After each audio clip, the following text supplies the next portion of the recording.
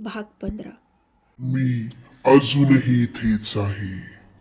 जेव्हा बाबांनी लोकेश आणि प्रितेशला सांगितलं की ह्या घरात आत्मा आहे, तर त्या दोघांना खात्री पटली, कारण आता थोड्या वेळापूर्वीच त्यांना ह्याचा अनुभव आला होता. पण लोकेशने काही दिवसांपूर्वीच हे घर घेतलं होतं, त्यामुळे लगेच दुसरं घर मिळणं कठीण होतं. म्हणून बाबांनी मांत्रिकाला बोलावून आणायचं ठरवलं. मग तातडीने ते त्यांच्या मित्राकडे गेले आणि त्याला मांत्रिकाबद्दल विचारले असता त्याने लगेच सांगितलं.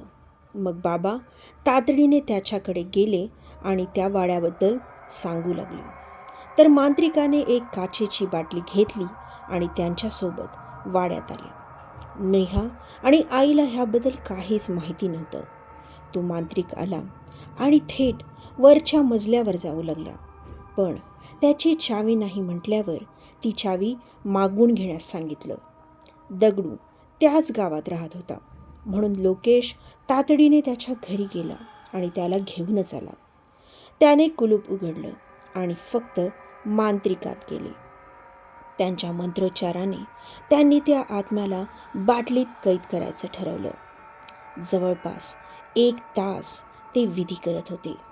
मग जेव्हा त्यांना खात्री पटली की ती आत्मा त्या बाटलीत कैद झाली आहे, तर मग त्यांनी पटकन त्या बाटलीचं तोंड बंद केलं आणि ती बाटली घेऊन आपल्यासोबत आले आणि सर्वांना आता निश्चिंत राहण्यास सांगितलं. आता कुठे सासू सुनेला नक्की काय घडलं होतं ते सांगितलं गेलं. त्यांच्या अंगावर हे ऐकून काटा उभा राहिला, पण त्यांनी देवाचे आणि त्या मांत्रिकाचे आभार मानले आणि आता ते सर्वजण निश्चिंत झाले होते.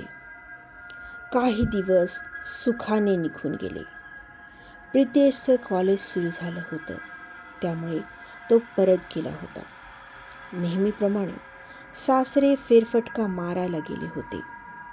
तेवढ्यात जोरजोरात दार वाजू लागलं. त्यामागोमाग जोरात ओरडायचा आवाज आला. कळत नाही का ग तुला? कधीचा दार वाजवतोय? उघड की. कोकिलाबेन एकदम घाबरल्या. अगं बाई, हे आले वाटतं. जा नेहा, पटकन जाऊन दार उघड. नेहानेही होकार देत पटकन जाऊन दार उघडलं, तर समोर कुणीच नव्हतं. दोघीही सासूसुना एकमेकांना पाहून घाबरू लागल्या आणि आता अचानक त्यांना जोरजोरात हसण्याचा आवाज येऊ लागला. मी अजूनही इथेच आहे.